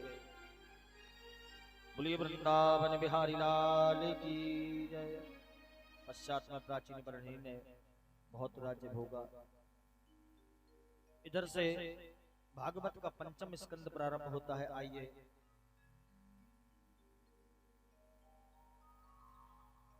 पंचम स्कंद में प्रवेश करें। 5म स्कंद में जड़ भरत की कथा। सर्वप्रथम प्रियव्रत राजा जो हैं, इनके मन का संकल्प था कि संसार में अंधकार नहीं रहने दूंगा। सूर्य से उनका द्वेष हो गया। पश्चात में इन्हीं के वंश में आगे चल करके ऋषभदेव का प्रादुर्भाव हुआ। ऋषभदेव आए, यहीं से जैन धर्म का प्रारंभ हो। प्रारंभ बताते हैं, प्रारंभ हुआ है। ऋषभ देव जी ने अपने पुत्रों से प्रश्न किया कि अब तुम युवा हो गए, एक प्रश्न है आप लोगों से करना चाहता हूं। इनके बड़े पुत्र हैं भरत, इनसे पूछते हैं कि तुम्हारा ये शरीर क्यों मिला है। सबने अलग अलग जवाब दिए। कोई कहता है कि भोग भोगने के लिए, कोई कहता है कि महाराज शादी करने के लिए, कोई कहता है भगवान की पूजन भजन करने के लिए। केवल ध्रुव भरत जी कहते हैं कि नायम देहो देह भाजम न लोलिक प्रथा तपो दिव्यम पुत्र कायेना सत्वम शुद्धे समातर। कहते पिताजी ये शरीर केवल खाने पीने उड़ने बिछाने के लिए नहीं है। इस शरीर का मुख्य हेतु अगर कहा जाए तो भगवत भक्ति है। यहाँ पर भगवान ने हमें भेजा था कि भगवान का भजन करो, प्रभु का स्मरण करो। देखिए 84 लाख योनियां हैं और कमाने खाने की चिंता केवल मनुष्यों को होती है। बोलो राधे राधे। और किसी को देखा पैसे कमाते हुए, और वो कभी भूखे सोते नहीं, प्यासे रहते नहीं।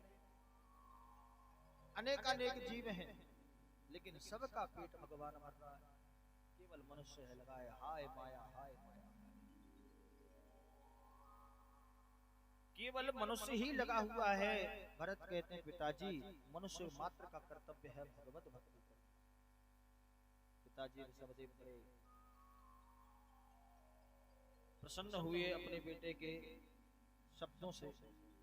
पश्चात में समय निकलता गया। भरत ने आतुर सन्यास ग्रहण किया, सन्यासी बन गए। सन्यास धारण करके अपने महलों से दूर जाकर एक कुटी बनाकर रहते। नदी के किनारे पर एक दिन स्नान कर रहे थे। वहां से मृगी वहां से छलांग लगा के निकली, गर्भ से थी, उसका गर्भपात हो गया। वो बालक उस नदी में गिर गया तो उसको भरत उठा लाया, उठाकर लाए हैं, लाकर अपने आश्रम में रखा। उस मृगी के बच्चे से बड़ा स्नेह था, निरंतर स्नेह करते, प्रेम करते। उसको खिलाए बिना खाते नहीं, उसको सुलाए बिना सोते नहीं, भगवान का भजन करते हैं, मन केवल उसी में लगा हुआ है। मन केवल मृगी के बच्चे में है। अरे एक दिन तो ये हुआ कि वह मृग का बच्चा धीरे धीरे जब बड़ा हो गया तो छलांग मारता हुआ आश्रम से भाग गया। जब आश्रम से भाग गया तो भरत ने उसके विरह में प्राणों को त्यागा। और देखिए अंत समय में जैसी सोच व्यक्ति की होती है उसी प्रकार का उसको जन्म प्राप्त होता है। जैसा सोचेंगे अंतिम में वैसा ही होगा। जीवन में भले ही कुछ भी किया। बोलो राधे राधे। एक उदाहरण से समझिए। एक माता जी थी, उनको फोटो बनवाना था। बढ़िया घर से खूब मेकअप किया, लाली लिपस्टिक लगाई, पाउडर लगाया, खूब तैयार हुई, कंगी मंगी करके बढ़िया वस्त्र पहन के और स्टूडियो के लिए गई फोटो बनवाने। और जब स्टूडियो जा रही थी तो गर्मी के दिन थे, रास्ता थोड़ा दूर था, चलते चलते पसीना में लथपथ हो गई, सारा मेकअप बह गया। फोटो स्टूडियो पहुंचकर कहती है फोटो खींच दे। वो स्टूडियो वाला कहता है माताजी थोड़ा सा तैयार हो जाइए, आप देखिए कितनी बुरी स्थिति है आपके चेहरे की, आप तैयार हो जाइए फिर फोटो खींचते। बोले पागल है, अभी 3 घंटे तैयार होकर आई हूं। 3 घंटे तैयार हुई, इसके बाद निकली। बेचारा फोटोग्राफर क्या करता, उसने जैसी अवस्था थी वैसे ही फोटो खींच दी और फोटो आई तो फोटो बिगड़ गई। बोलो राधे राधे। ऐसे ही जीवन की फोटो बिगड़ जाती है। कैमरा ये नहीं देखता कि आपने पहले क्या किया। अंत समय में जिस अवस्था में आप उसके समक्ष रहेंगे उसी अवस्था को आपको प्राप्त करना पड़ेगा।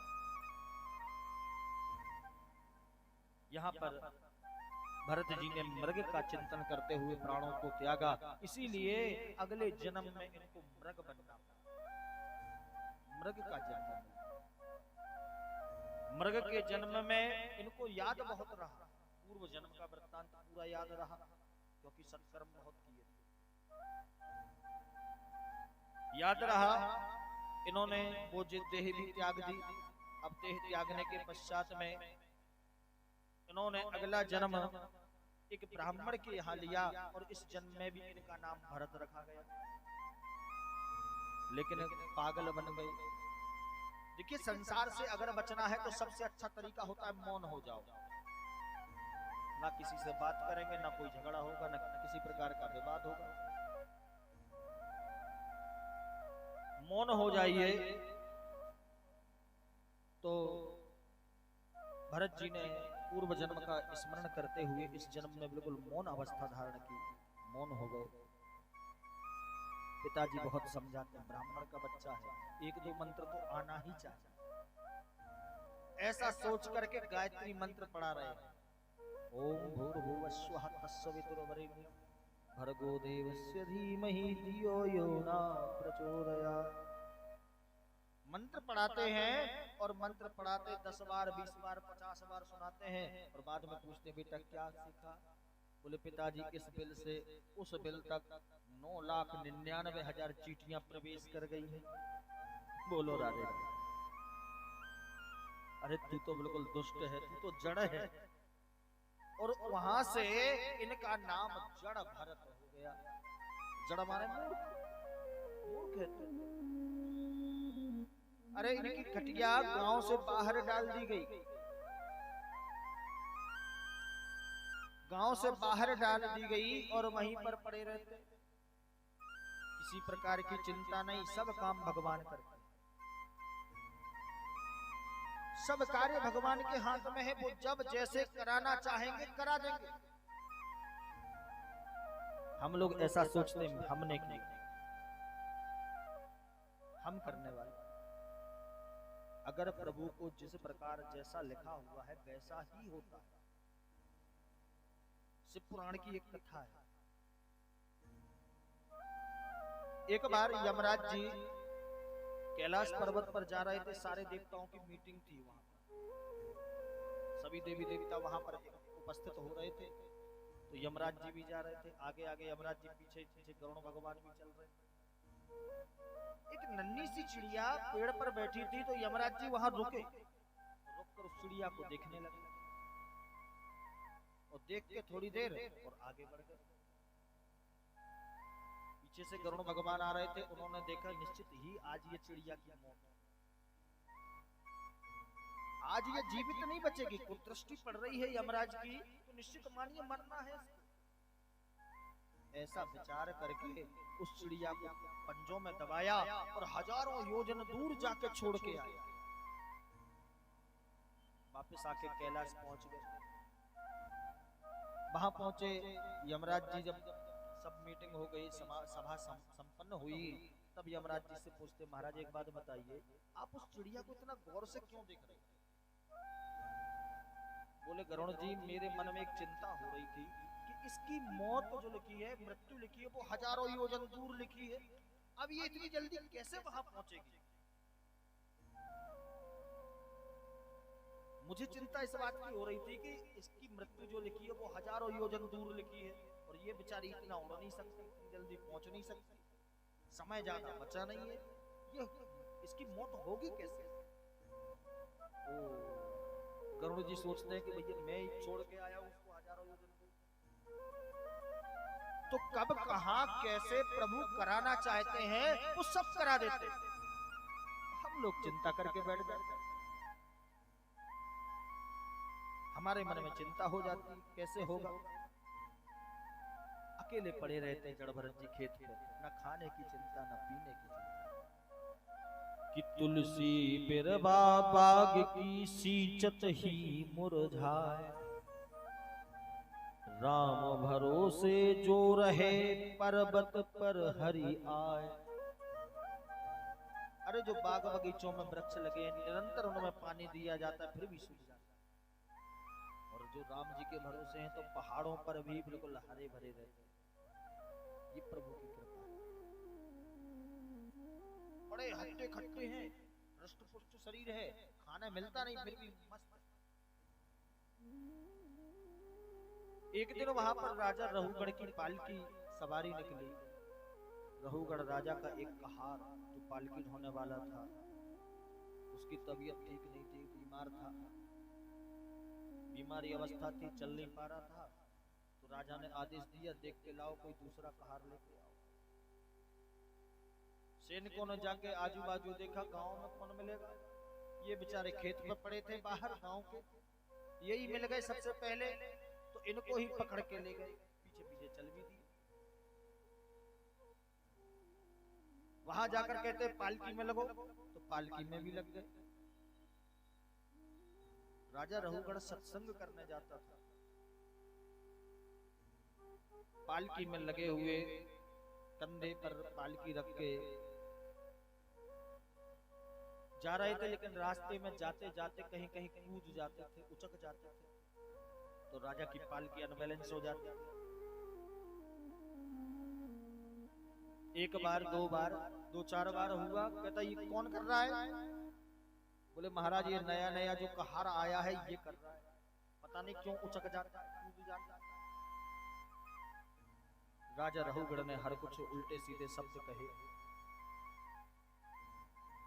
अब जड़ भरत ने बोलना प्रारंभ किया। देखिए जीवन में बोले नहीं किसी से, आज बोलना प्रारंभ करते हैं। त्वयोदितं व्यक्तम अविप्रलब्धं भरतो समे स्यादति वीर भारा गन्तुर्यति स्यादधिगम्य मत्वा पिबेति रासो न विदां प्रवाह। बोले राजन, ये पालकी जो रखी है ना मेरे ऊपर थोड़ी ना रखी है, मेरे ऊपर पालकी नहीं है, मैं पालकी को लेके नहीं चल रहा। जो कभी चलता ही नहीं उसे श्रम क्यों होगा, वो थकेगा क्यों? अरे मैं थोड़ी चलता हूं, ये शरीर चलता है। जमीन पर चलने का श्रम उसे होता है जो जमीन पर चलेगा, मैं तो जमीन पे भी नहीं चलता। दूसरी बात, मेरा शरीर आप कह रहे हो मोटा ताजा है और पालकी नहीं चलती। अरे मोटा होना, पतला होना, लंबा होना, छोटा होना, ये सब धर्म की बात नहीं है। ये तो भगवान ने जिसको जैसा दिया है भाई ठीक है। फिर तुम कैसे कह सकते हो राजन कि मैं मोटा हो जाऊं, पतला हो जाऊं? मैं तो कुछ भी नहीं हूं। अब राजा का माथा ठनका, पालकी रुकवाई, उतर करके देखा तो जनेऊधारी एक ब्राह्मण दिखा, तुरंत ही चरणों में लौट गए। महाराज मैं समझ गया आप कुलीन धर्म से हैं, ब्राह्मण धर्म से हैं, तो महाराज मेरा ज्ञान प्रदान करें, मुझे ज्ञान। बड़े सुंदर सुंदर उपदेश रहुगढ़ को दिए। कस्तुम निगूढ़श्चरसे त्वजाना विभर्षि सूत्रम कृतमो वधूता कस्यासि पुत्रस्य इहाहि कस्मान् क्षेमायनश्चेतसिनो तु शुक्ला रहुगणे तपसा नयाति नायज्ञया निर्मणाग्रहाः न छान्दसा नैव जलाग्निसूर्ये विना महत्पादरजो मिसेकम्। हे राजा, आत्मा का ज्ञान कभी तपस्या से प्राप्त नहीं किया जा सकता। आत्मा तो सर्वव्यापी है, धनंजय,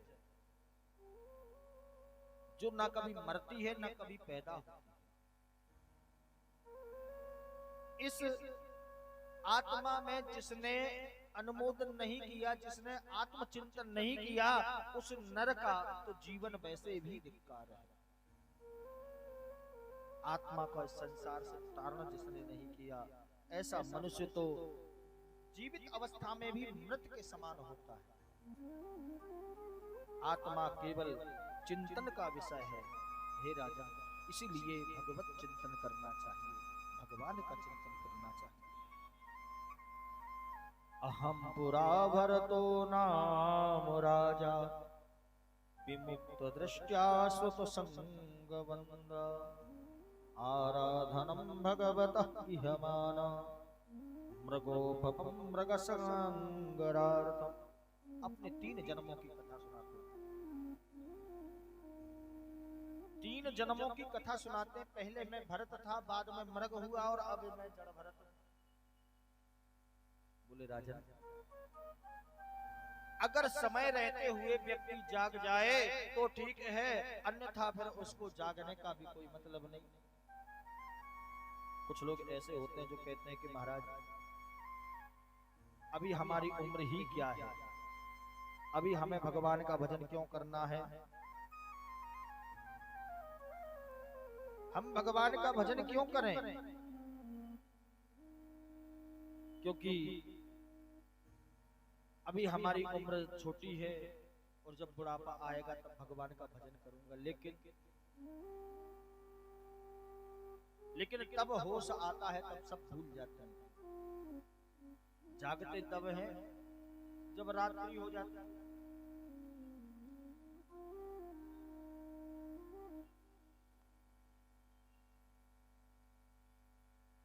जागते कब है? जब रात्रि हो जाती है।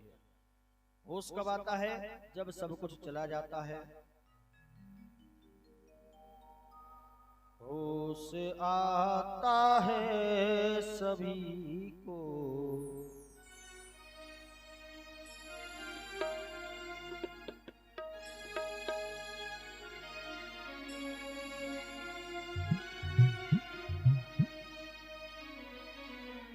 होश आता है सभी को, उम्र ढल जाने के बाद। होश आता है सभी को, उम्र ढल जाने के बाद। होश आता है सभी को, उम्र ढल जाने के बाद। होश आता है सभी को, उम्र ढल जाने के बाद। भक्ति की कीमत समझता, भक्त की कीमत समझता, भक्त के आने के बाद। होश आता है सभी को, उम्र ढल जाने के बाद। होश आता है सभी को, उम्र ढल जाने के बाद। दोनों हाथ उठाकर तालियों से बजाइए।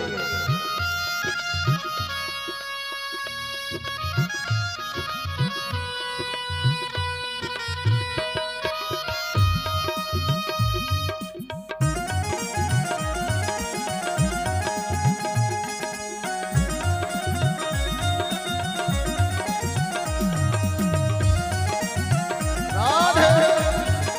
दोनों हाथ उठाकर तालियों से बजाइए। जय हो।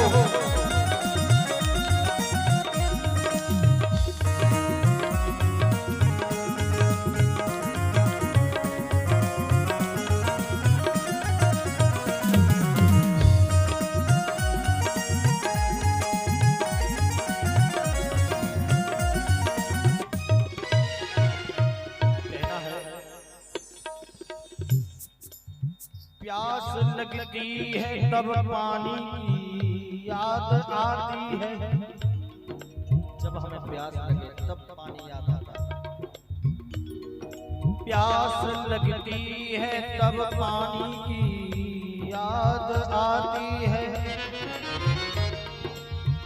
लाज लगती है तब घूंघट की याद आती है। कैसी रंगीन है ये जिंदगानी, कैसी रंगीन है ये जिंदगानी। उम्र ढलती है जब मरघट की याद आती है। जब उम्र ढल जावे तब मरघट का प्रचार करते हैं। जब बदलने का समय था तब तो तू बदला नहीं। जब बदलने का समय था तब तू बदला ही नहीं। जब बदलने का समय था तब तो तू बदला नहीं। जब बदलने का समय था तब तू बदला ही नहीं। अब जो बदला क्या हुआ, अब जो बदला क्या हुआ, सब कुछ बदल जाने के बाद। अब जो बदला क्या हुआ, सब कुछ बदल जाने के बाद। होश आता है सभी को उम्र ढल जाने के बाद। होश आता है सभी को उम्र ढल जाने। श्री राधे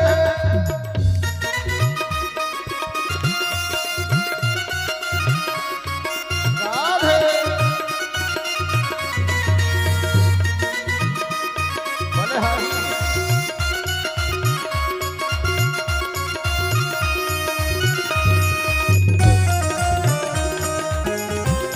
राधे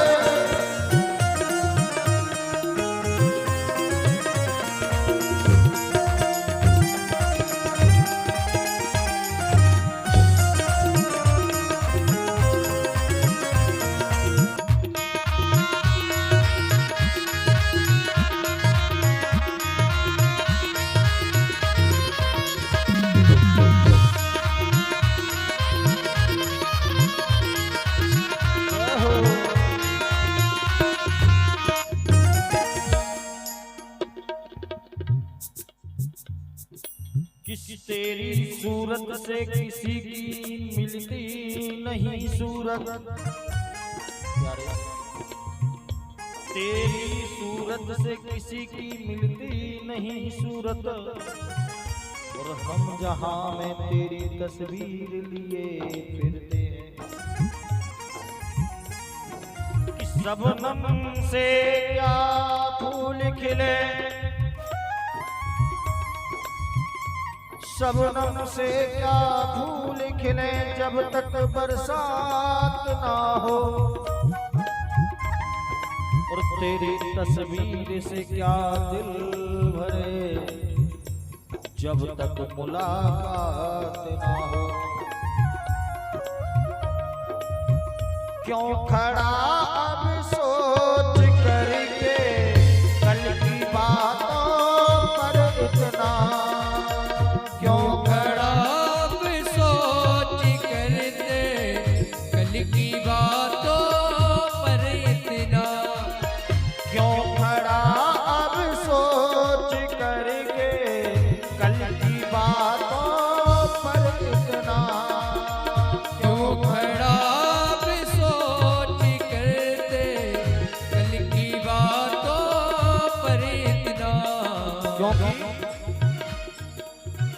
लौट कर आता नहीं है, लौट कर आता नहीं है। तीर चल जाने के बाद लौट कर आता नहीं है। तीर चल जाने के बाद। वक्त की कीमत समझता वक्त की जाने के बाद। वक्त की कीमत समझता वक्त की जाने के बाद। राधे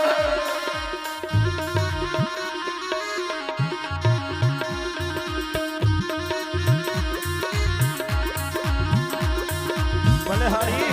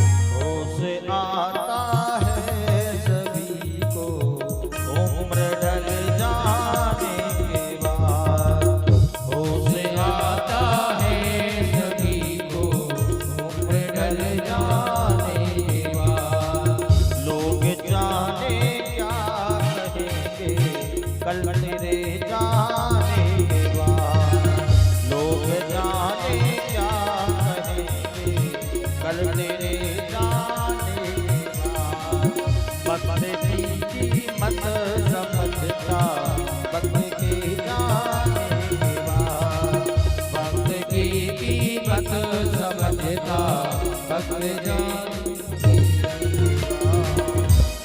एक बार सभी प्रेम से बोलेंगे राधे राधे। अभी आनंद नहीं आया, जरा जोर से बोलेंगे राधे राधे। अभी भी नहीं लगा, इतने लोग बैठे हैं, जरा जोर से जयकारा लगाएंगे राधे राधे। जड़ भरत ने सुंदर उपदेश दिया, रघुगण राजा को समझाया। राजा ने अनेक उपदेश धारण किए। पश्चात में अजामिल की कथा आती है। अजामिल जो कि एक ब्राह्मण थे, इन्होंने वेश्या को देख लिया। वेश्या को देखने के पश्चात में इनकी क्रिया भ्रष्ट हो गई, नष्ट हो गई। इनके यहाँ बहुत सारे बेटा बेटी हैं, पत्नी बड़ी प्रताड़ित रहती है, सारे बुरे कर्म करने लग गए। संत इनके यहाँ पधारे। संतों ने आकर के जब हाल देखा ब्राह्मण के घर का, एक बार पहले आए थे, पहले बड़ा सुंदर माहौल था घर का, अच्छा घर था, ज्ञानी जन थे। जब स्थिति बिगड़ी देखी तो पत्नी को समझा के गए कि अब की बार जो तुम्हारे घर बेटा होगा उसका नाम नारायण रखना। जब नारायण नाम रखा, बेटा हुआ, नारायण नाम हुआ। और नारायण नाम के कारण ही अजामिल का जब अंत समय आया, धीरे धीरे करके मरने की स्थिति में पहुंचे, तो केवल अपने छोटे बेटा से थोड़ा स्नेह ज्यादा था, इसलिए उसी को बुलाते, नारायण आ मेरी रक्षा कर, नारायण मुझे बचा। नारायण नारायण के नाम लिया। जब नारायण नारायण बार बार बोला और जब प्राण निकले तो भगवान के दिव्य पार्षद गण विमान लेकर के वहां पे आए।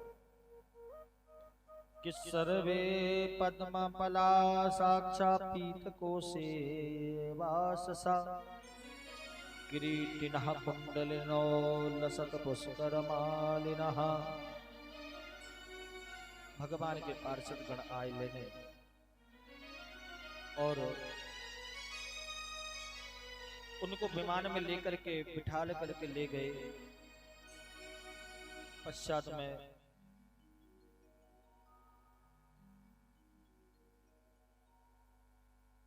यहां से प्रहलाद की कथा आती है।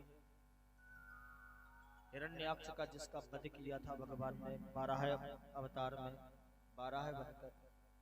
इनका एक छोटा भाई है जिसका नाम है हिरण्यकश्यप। हिरण्यकश्यप ने अनेक आदेश डाल दिए, कोई भगवान की भक्ति नहीं करेगा, कोई यज्ञ नहीं करेगा।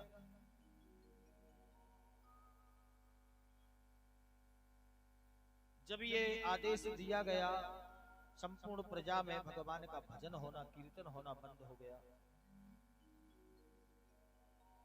इनके पुत्र प्रहलाद जो कि भगवान के परम भक्त हैं, परम भक्तों में गिने जाते हैं।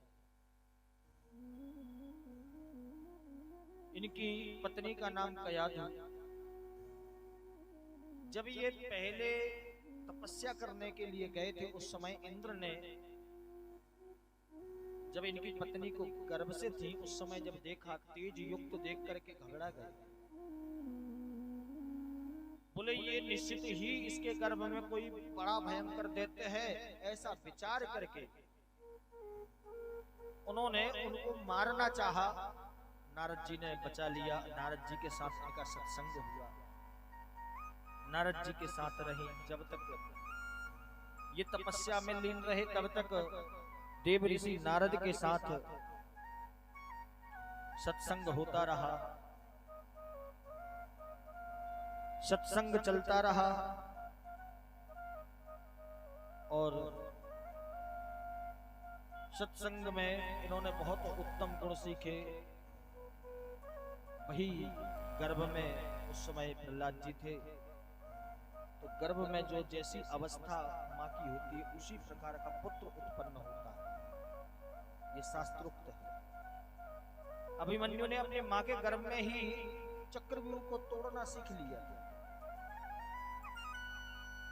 इधर प्रहलाद जी ने माँ के गर्भ में ही भगवान की भक्ति सीख ली थी। इसीलिए माताओं से बहनों से बारंबार आग्रह किया जाता है कि जब गर्भ अवस्था हो ऐसे समय में निरंतर अच्छे कर्म करना चाहिए, अच्छी सोच होना चाहिए, अच्छे सत्संग सुनना चाहिए, क्योंकि जैसी सोच होगी उसी प्रकार का जीव माँ के गर्भ में प्रवेश करता है। बोलो राधे राधे। सत्संग नारद जी से हुआ और देखिए सत्संग का बड़ा प्रभाव होता है कि संगत के प्रभाव से बदल जात हैं वंश, हिरणाकुश के प्रहलाद हुए और उग्रसेन के कंस। ये संगति का प्रभाव है कि उग्रसेन जैसे धर्मात्मा राजा के यहाँ कंस जैसा दुष्ट बेटा पैदा हुआ और हिरण्यकश्यप जैसा दुष्ट राक्षस जिसके यहाँ प्रहलाद जैसा बेटा हुआ। प्रहलाद जी थोड़े से बड़े हुए।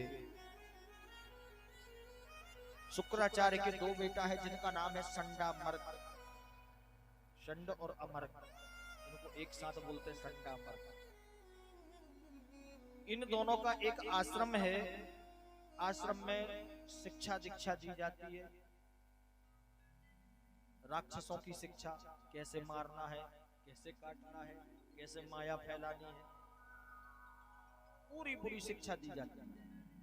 हिरण्यकश्यप ने भी अपने बेटा प्रहलाद को उसी आश्रम में पढ़ने के लिए छोड़ा। कुछ समय बाद जब छुट्टी में घर आए प्रहलाद जी तो हिरण्यकश्यप ने पूछ लिया, बेटा एक बात बता, गुरुजी ने क्या पढ़ाया?